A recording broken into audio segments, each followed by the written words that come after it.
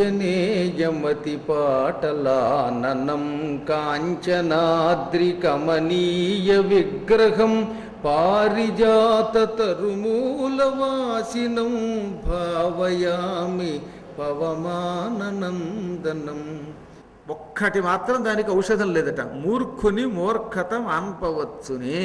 మూర్ఖుని యొక్క మూర్ఖత్వాన్ని మాత్రం ఎవడు ఆపలేడు. ఎందువల్ల? మూర్ఖుడికి నిరంతర క్రోధం ఉంటుంది, నిత్యక్రోధికి అస్సలు సుఖం లేదు. ఈ లోకంలో 6 జీవులు ఉన్నారు. వాళ్ళు దుఃఖభోగులు అని పిలువబడతారు. వీళ్ళకి దుఃఖం ఇంకెవరూ తొలగించలేమన్నమాట. అందులో ఈర్ష్యాళువు. ఇతరులకి కొంత ధనం వచ్చినా, వాళ్ళకి ఖ్యాతి వచ్చినా గిచగిచ కొట్టుకుని ఇంకా పూట వాడు బతకలేడనమాట. రెండో వాడు జుగుప్సావంతుడు, అసహ్యం అనమాట. అన్నిటికీ అసహ్యమే వాడికి. రోడ్డు మీద ఎడుతున్నాం, పొరపాటున ఏదైనా గుడ్డ తగిలింది, అమ్మ బాబోయే, దాని మీద అసహ్యం, భయం. నిత్యక్రోధనుడు, రోజు కోపమే, అస్తమానము కోపమే, చిన్న చిన్న వాటికి కూడా కోపమే. తర్వాత వాడు నిత్య శంకితుడు, 4వ వాడు. అన్నిటికీ అనుమానమే వాడికి. ఇంట్లో అంచి కాలు బయటకు పెడితే కారు గుద్దేస్తుందేమో, ఇంట్లో ఉంటే ఫ్యాన్ కొట్టి చంపేస్తుందేమో. 5వ వాడు నిస్సంతోషి, ఇంక వాడికి సంతోషం ఉండదన్నమాట. ఎంత ఇచ్చినా వాడి జీవితంలో సంతోషం ఉండదు. ఇంకా ఆఖరి వాడు ఉన్నాడు, వీళ్ళందరికంటే వాడే ప్రమాదకరుడు, పరభాగ్యోపజీవి. ఎంతసేపు ఇతరుల మీద పడి తిందాం అనుకుంటాడు. వాడి ఇంట్లో అన్నీ ఉంటాయి. ఈర్ష్యాళువు, జుగుప్సావంతుడు, నిత్యక్రోధనుడు, నిస్సంకితుడు, నిస్సంతోషి, పరభాగ్యోపజీవి అను ఈ 6 దుఃఖభోగులని నీతి కోవిదులు చెప్పెదరు. ఇది మనకి మిత్రలాభంలో చెప్పినటువంటి గొప్ప సూక్తి. మహానుభావుడు ఈయన అదే చెప్తున్నాడు.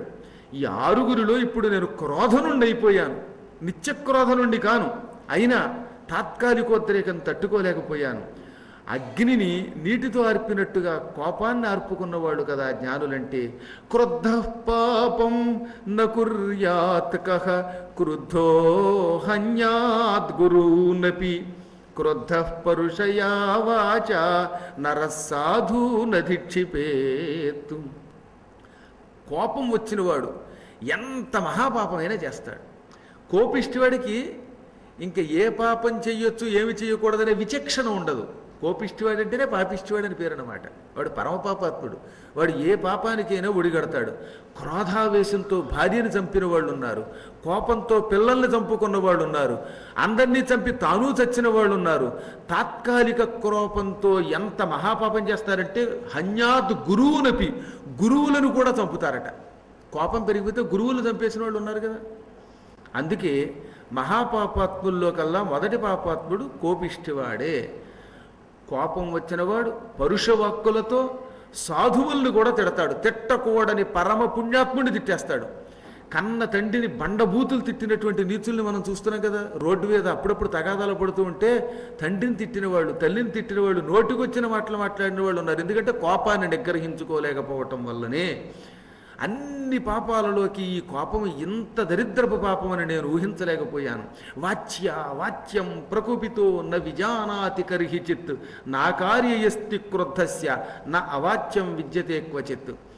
వాచ్య అవాచ్యం అంటే ఇది పలకొచ్చు, ఇది పలకూడదు, ఈ మాట అనొచ్చా అనకూడదా అనే విచక్షణతో ఉంటాం మనం ఎక్కడైనా సరే. అదే కోపం వచ్చినప్పుడు విచక్షణ ఉండదు. ఆ క్షణమే వాడు కోపం రాగానే ఇదిగో నాకు కోపం తెప్పించకు, కోపం తెప్పిస్తే నేను మనిషిని కాదంటాడు. ఒప్పుకుంటాడు నిజం కూడా. ఇంకో మనిషిని గారు కోపం వచ్చిందంటే అంటే చెబుతున్నాడు అనమాట వాడు నీచుణ్ణి అని. పొరపాటున కోపం వచ్చిన వాడిని పశువు అని కూడా అనకూడదు సుమా. పశువులు చాలా బాధపడతాయిట. మహానుభావులు కూడా క్రోధానికి గురై పలకరాని పలుకులు పలికి భ్రష్టులైపోతూ ఉంటారు. క్రుద్ధుడు ఏం మాట్లాడతాడో ఏం చేస్తాడో తెలియదు. సముత్పతితం క్రోధం క్షమయైవ నిరస్యతి. అన్నిటికంటే క్షమాగుణం చాలా గొప్పది. యావజ్జీవితము క్షమాగుణముతో ఉండే మహానుభావులు ఉన్నారు. తన భార్యని పొడిచిన కాకిని కూడా క్షమించలేదు రామచంద్రుడు. ఆఖరికి రావణుండి కూడా చిట్ట చివరి వరకు ఒరే ఆఖరిసారి అవకాశం ఇస్తున్నాను, ఇంకొకసారి హెచ్చరిస్తున్నాను, సీతను నాకు ఇచ్చేయి, బతికిపో అన్నాడు ఆయన. అలా ఎవరంటారు? అలా అనగలిగేవాడు ఆయనే. దుర్యోధనుడిని క్షమిస్తానన్నాడండి మహానుభావుడు ధర్మరాజు. ఇప్పటికైనా మించిపోయింది లేదు. చివరి రోజు వరకు అవకాశం ఇచ్చాడు. వాడు మూర్ఖుడు వినలేదు, పోయే కాలం తెచ్చుకున్నాడు. మహాత్ములు ఎప్పుడూ కూడా చివరి క్షణం వరకు అందరినీ క్షమిస్తారు. అలాంటి క్షమాగుణం కలిగిన మహానుభావులకి నమస్కారం. వాళ్ళు ఎటువంటి వాళ్ళు అంటే యథోరగస్త్వచం జీర్ణం యథోరగస్త్వచం జీర్ణాం సవై పురుష ఉచ్యతే. ఎవడు ఉత్తమ పురుషుడు, ఎవడు మహాత్ముడు? పాము కుబుసమును విడిచినట్టుగా కోపాన్ని విడిచిపెట్టినవాడు ఉత్తముడు. పాము అప్పుడప్పుడు తన చర్మాన్ని వదిలేస్తుంది, దానికి కుబుసము విడుచుడే అంటారు. ఈ పై చర్మం పోయి కొత్త చర్మం లోపల తయారవగానే దాన్ని విడిచిపెట్టేస్తుంది. మొత్తం అలాగ ఒక తొడుక్కు కింద వచ్చేస్తున్నట. మనం లాల్చీ పైకి తీసినంత తేలిగ్గా విడిచిపెట్టేస్తున్నది. ఈ లోపల కొంత బాధ ఉన్నప్పటికీ కూడా అలా మొత్తం తొక్కని చర్మాన్ని విడిచినట్టుగా పాము మనం కూడా కోపం అనే చర్మాన్ని విడిచిపెట్టేయాలి. ఆ భయంకర లక్షణాన్ని, దుర్లక్షణాన్ని, పాపగుణాన్ని విడిచిపెట్టాలి. వాణ్ణి మాత్రమే పురుషుడంటారు. ధిగస్తు మాం సుదుర్బుద్ధిం నిర్లజ్జం పాపకృత్తమం అచింతయత్వా తాం సీతామగ్నిదం స్వామిఘాతుకం. సిగ్గులేని వాడిని అనుకున్నాడు ఆయన. నిర్లజ్జం. ఇంత సుస్పష్టంగా హనుమంతుడు సిగ్గులేని వాడిని అయిపోయాను నేను, నా బతుకెందుకు దండగా, పరమపాపం చేశాను, నా బుద్ధి ఎందుకు, ఇంతకాలం అందరూ హనుమంతుడంటే బుద్ధిమంతుల్లో కల్లా గొప్పవాడనేవారు, నా బుద్ధి అంతా పాడైపోయింది, సీతాదేవిని అగ్నికి బలి చేసిన పాపాత్ముణ్ణి స్వామి ఘాతుకం అన్నాడు. పాపం ఆయన స్వామికి అపకారం చేసిన వాడిని, ఆయన పనిని పాడు చేసిన వాడిని, నేను బ్రతికి కూడా దండగే. యది దగ్ధాత్వియం లంకా నోనయార్యాపి జానకి దగ్ధాతే నమయా భర్తు హతంకార్యమజానత. లంక మొత్తం కాలిపోయింది. కాలని స్థలం లంకలో ఒక్కటి కూడా లేదు. ఒక్క ఇల్లు కనపడ్డదు, ఒక్క చెట్టు కనపడదు. మొత్తం లంకా నగరం సంపూర్ణముగా కాలి బూడిదైపోయింది. కాబట్టి మా అమ్మ కూడా కాలిపోయే ఉంటుంది. ఇప్పుడు నేనేం చెయ్యను, నా కర్తవ్యం ఏమిటి? ఈ రజోగుణం, ఈ తమోగుణం ఎంత ప్రమాదకరమైనది. అందుకే ఈశ్వరుడు అన్ని గుణాల్లోకి శాంతగుణం, సత్వగుణం మంచిదన్నాడు. ఎప్పుడూ అనుక్షణము ఎంత కోపం వచ్చినా సత్వగుణాన్ని విడిచిపెట్టకూడదు.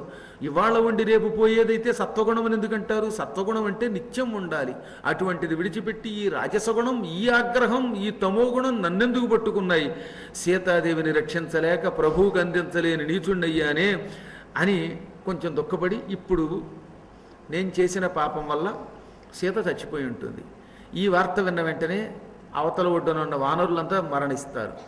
ఆ తర్వాత సుగ్రీవుడి దగ్గరికి వెడతాను, రామలక్ష్మణులకి చెబుతాను, సీతారాములు ఇద్దరినీ కలుపుదామనుకున్నాను, కానీ రామ తొందరపాటికి గురై లంకా నగరాన్ని తగలబెట్టేశాను, అందులో సీత కాలిపోయిందనగానే రాముడు హా అని గుండెపోటుతో అప్పుడే మరణిస్తాడు.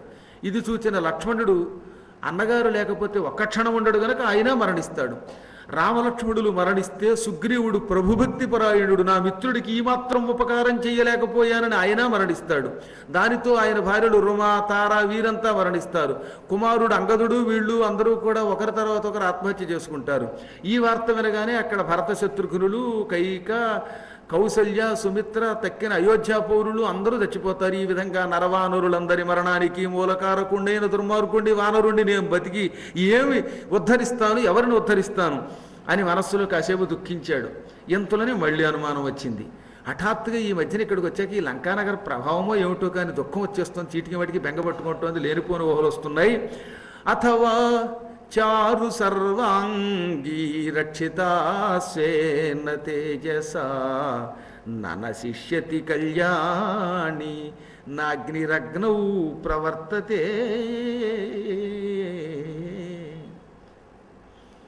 అవును, సీతాదేవి అగ్నిలో దగ్ధురాలై మరణించిందనే ఊహ నాకు వస్తోంది, కానీ ఈ ఊహే దండగా. అమ్మవారు అగ్ని కంటే గొప్పది. అగ్ని వంటి సీతాదేవిని అగ్నిహోత్రుడు తగలబెడతాడు. అగ్ని తగలబెట్టాడు ఏంటి అసలు? ఓ చోట ఓ 2 అగ్నిగుండాలు ఉన్నాయి, ఇది అగ్ని అది అగ్ని. ఈ అగ్ని ఆ అగ్నిలోకి, ఆ అగ్ని ఈ అగ్నిలోకి వెళ్ళినా ఒకదాన్ని ఒకటి ఉద్ధరిస్తాయి తప్ప తగలబెట్టుకోవడం, చంపడం అనే భావనే లేదు అక్కడ. సీత నిజమైన శుచి, సమస్త లోకాలని తన తేజస్సుతో నింపి ఉద్ధరించగలిగే అగ్నిస్వరూపిణి. అటువంటి అగ్నిహోత్ర స్వరూపిణిని ఈ అగ్నిహోత్రుడు, ఈ లౌకిక అగ్నిహోత్రుడు తగలబెట్టగలడా? అబ్బే, వాడి వల్ల అవదుగాక అవదు అని మళ్ళీ కొంచెం ధైర్యం వచ్చింది. నాకెందుకో మనస్సు చెబుతున్నది, రాముడి ప్రభావం చాలా గొప్పది. అంతటి రాముడి ప్రభావం వల్లనే ఇక్కడికి రాగలిగాను నేను లంకా నగరానికి. అన్నిటికీ మించి సీతాదేవి పాతివ్రత్యం, ఆవిడ మహిమ కూడా నేను కళ్ళారా చూశాను. పూర్తిగా రామప్రభావం, అమ్మవారి పాతివ్రత్య ప్రభావం ఈ రెండింటి వల్ల నా తోకకి నిప్పు పెట్టినా ఈ తోక ఉన్న నిప్పు నన్ను కాల్చలేదు, చల్లగా అనిపించింది. అగ్నిహోత్రుడు నా తోకనే కాల్చకుండా నన్ను అనుగ్రహించాడు, అటువంటిది సీతాదేవిని ఎలా కాలుస్తాడు? సందేహం లేదు. నాదహద్ హవ్యవాహన, హవ్యవాహనుడు ఆమెను తగలబెట్టి ఉండడం. అంత ధైర్యం ఉన్నదా అగ్నిహోత్రుడికి? సీతాదేవి అలిగితే అగ్నిహోత్రుడిని కూడా భస్మం చేస్తుంది. పంచభూతాలు అతలాకుతలం అయిపోతాయి. సమస్త లోకాలని తన పాతివృత్య మహిమతో భస్మం చేయగలిగిన శక్తి ఆవిడ దగ్గర ఉన్నది. ఈ రావణాసురుణ్ణి భర్త అనుజ్ఞ లేకపోవటం వల్ల ఎంతకాలం దగ్ధం చేయలేదు, కానీ లేకపోతే వీడి బ్రతుకంత. యద్వా దహన కర్మాయం సర్వత్ర ప్రభురవ్యయ నమే దహతి లాంగోలం కథమార్యాం ప్రదక్షతే. ఆవిడ ఆర్యురాలు, సమస్త లోకాలకి మొట్టమొదట పుట్టిన పూజ్యురాలు. ఆర్య అంటే శ్రేష్ఠురాలు, పూజ్యురాలు.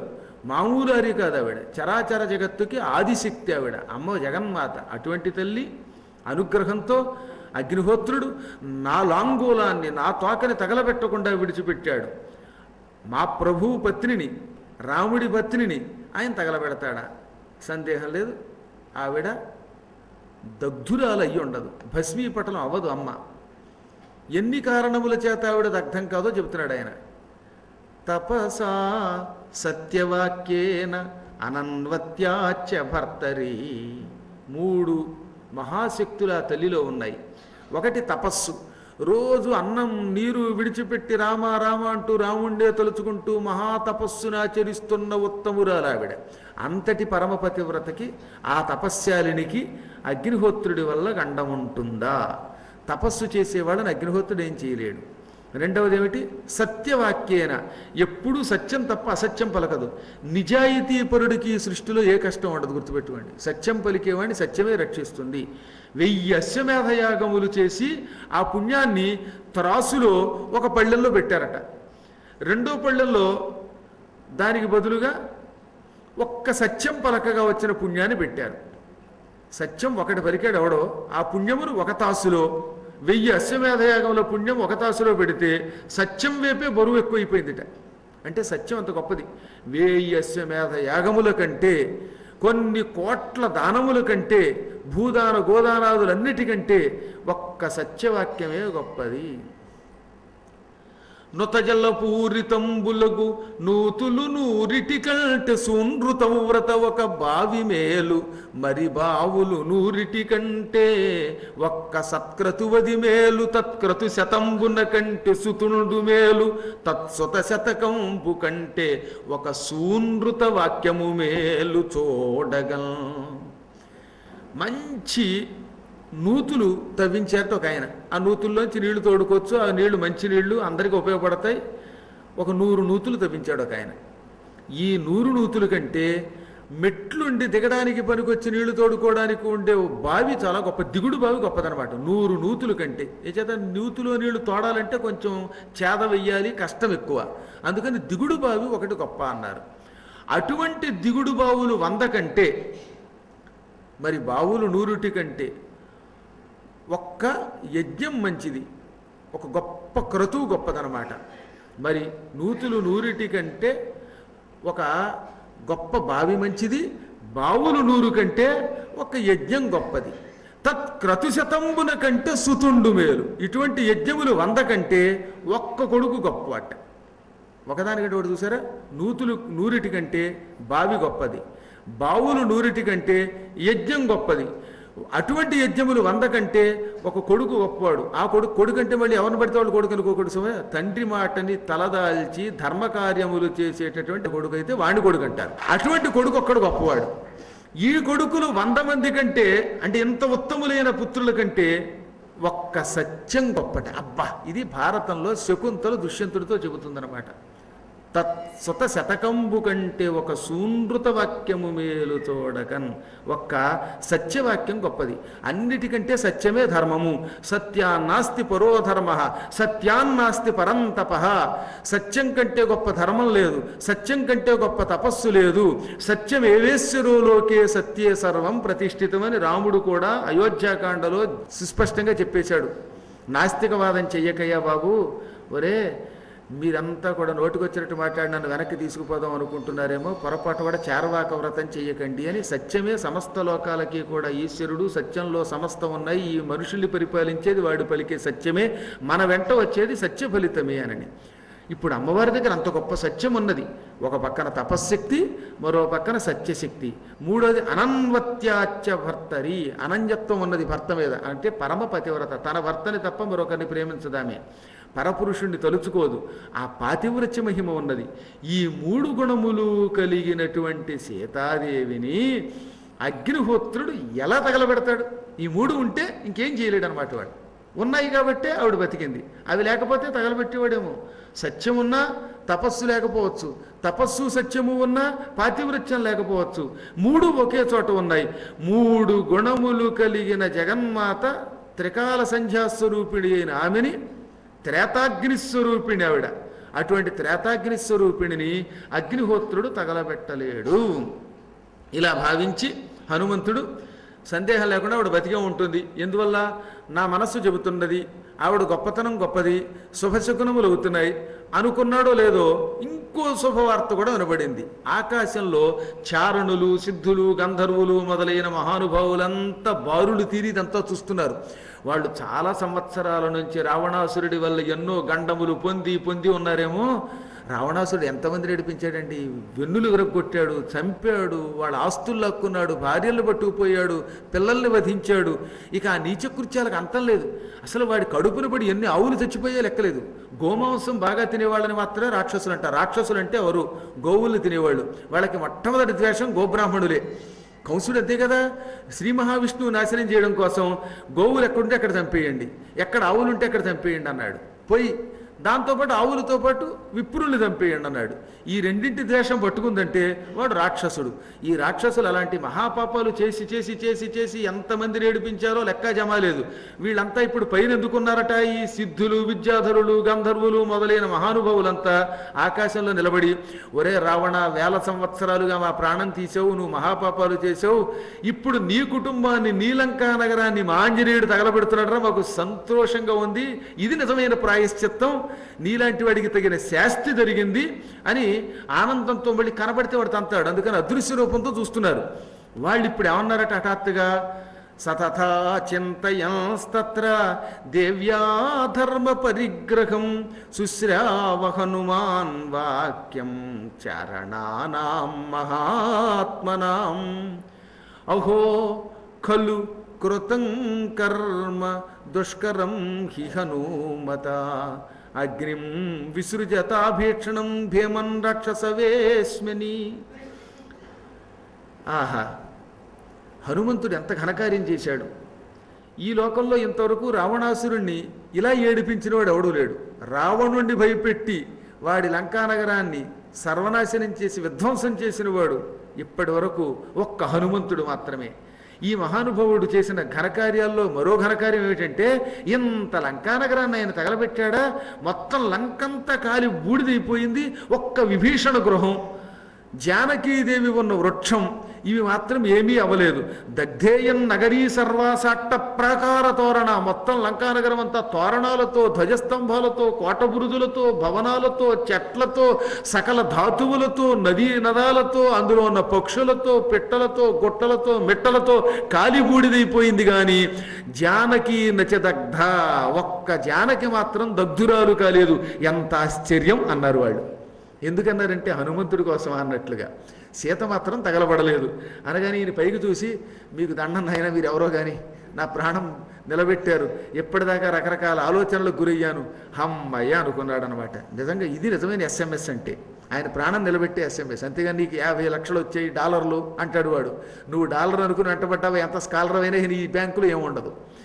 అలాంటి పాపాత్మపు వాక్యం కాకుండా అత్యంత పవిత్రమైన ఈ వాక్యం వినడంతో హనుమంతుడు హర్ష తత్కాల సంభవ, తత్కాల సంభవ హర్ష, ఆ క్షణమే పుట్టిన ఆనందంతో. ఎందుకు పుట్టింది? వాచ్యం అమృతోపమం, అమృతముతో సమానమైన ఆ మాటలు వినగానే బ్రహ్మానందం కలిగింది. ఎగిరాడు, గెంతులేశాడు, ఒక్క క్షణకాలం పొంగిపోయాడు. మనస్సుతో రాముడి దగ్గరికి వెళ్ళిపోయాడు, సీత దగ్గరికి వెళ్ళిపోయాడు. ఇక్కడ ఇంకొక మాట ఉన్నది. ఏ సీత బతికే ఉంది అని వాళ్ళు చెప్పారు. చెప్పగానే ఎగిరి వెళ్ళిపోవచ్చుగా. చెవులతో విన్నదానిని కళ్ళతో చూసి రూఢి చేసుకోకుండా వెళ్ళకూడదు. ఇది నిజమైన దూత లక్షణం. అందులో ఒక్కోసారి చెవులతో విన్న వాటిల్లో తప్పులు కూడా ఉండొచ్చు. సహజంగా నిజం లేనివి కూడా లోకంలో ప్రవాదంగా వెళ్ళిపోతాయి. ప్రవాదం అంటే ఏమిటనమాట? ఒక అభాండం లాంటిదనమాట. ఆ నోట ఈ నోట. అందువల్ల జ్ఞానులు విన్నదానికంటే ప్రత్యక్షంగా చూసిన దానికి అనుమానము, ప్రత్యక్షాల్లో ప్రత్యక్షానికి ఎక్కువ విలువ ఇవ్వాలి. అన్నీ ప్రత్యక్షంగా కనపడవు, కొన్ని అనుభూతుల ద్వారా పొందాలి. ఇప్పుడు సీత బతికున్నది అని అన్నారు, ఇది చూసి నిర్ధారించుకుని అప్పుడు రాముడి దగ్గరికి వెళ్ళాలి. ఇలా అనుకుని వెంటనే ఆయన అక్కడి నుంచి సీతాదేవి దగ్గరికి వెళ్ళాడు. అమ్మ దగ్గరికి వెళ్ళి 2 చేతులు జోడించి, జగన్మాత నా అదృష్టం అమ్మ, మళ్ళీ 2 కళ్ళతో నేను చూచాను, పొడగన్నాను, అమ్మ ఏమైపోయావు అనుకున్నాను, ఇక వెళ్ళొస్తాను అనగానే మళ్ళీ ఆవిడ, నాయన ఇంతవరకు నాకు ప్రాణం మళ్ళీ నిలబడింది, నువ్వు వెళితే నీతో పట్టే ప్రాణం పోతోంది, అయినా తప్పదు, నువ్వు వెళితే కానీ రాముడు రాడు గనక నాకు ఇంకొక అనుమానం, నీవు వెళ్ళామనుకుందాం, కానీ ఈ సముద్రం దాటి రాముడు లక్ష్మణుడు ఎలా రాగలడు? ఈ సముద్రం దాటి ఇక్కడికి రాగలిగే శక్తి నీకు తప్ప మరి ఎవరికీ లేదేమో అని నాకు అనిపిస్తున్నది అనగానే, అంటే ఎప్పటికప్పుడు ఒక భయం, కష్టాలు అనుభవించి ఉండడం వల్ల, లేదమ్మా నీకు ఆ భయం అక్కర్లేదు, నాకంటే మహావీరులైన ఎందరో ఉన్నారు, అందరిలోకి నేనే తక్కువని నిజం చెప్పాలంటే ఇక్కడ ఒక గొప్ప మాట అన్నాడు, ఇది నిజమా కాదా అని కొంతమందికి అనుమానం కూడా రావచ్చు. సహజంగా మహారాజులు అందరిలోకి పనికి మాలిన వాడిని ముందు పంపుతారు, వాడు తిరిగి వస్తేనే మిగతా వాళ్ళని పంపుతారు, అంతేగాని అందరికంటే గొప్పవాడిని ముందు పంపరు. గొప్పవాడు అక్కడ ఏ కారణం చేతైనా చచ్చిపోతే నష్టం కనుక అందరిలోకి అధముండి నేను అని ఆయన చెప్పుకున్నాడు. అప్పుడు మనకేమనుమానం వస్తుంది? హనుమంతుడు అసత్యం చెప్పాడు కదా, ఇది అసత్యం అనరు. అవతల వాళ్ళకి ధైర్యం చెప్పడం కోసం, దానితో పాటు ఆయనకి ఇతరుల మీద నమ్మకం కూడా ఉండడం వల్ల. ఇక్కడ హనుమంతుడు సుగ్రీవుని ఎంతో గౌరవించాడు, తన ప్రభువు, ఆయన చాలా గొప్పవాడు, అంగదుడు వీరుడు, తానంటే ఇప్పుడు బలప్రదర్శన చేసే అవకాశం వచ్చింది. ఇప్పటి వరకు బలప్రదర్శన చేయడానికి అవకాశం రాని మహానుభావులు ఇంకా ఉన్నారు. ఏమో వాళ్ళు నాకంటే గొప్పవాళ్ళేమో, ఇతరులు నాకంటే గొప్పవాళ్ళు అనుకోవడం సంస్కారం, సంస్కారంతో అన్నాడు తప్ప అసత్యం పలకడం కోసం మాత్రం కాదు. ఇతరులను ప్రశంసించడం ఒక ధర్మం. అందువల్ల ఆయన నాకంటే గొప్పవాళ్ళు చాలామంది ఉన్నారు, మహానుభావులు ఉన్నారు, అటువంటి వానరుల్ని, భల్లూక వీరుల్ని రామలక్ష్మణులతో కలిసి ఇక్కడికి నేను తీసుకొస్తాను, వాళ్ళు వస్తారు, లంకానగరాన్ని భస్మం చేస్తారని నచ్చజెప్పి మహావేగంగా బయలుదేరాడు.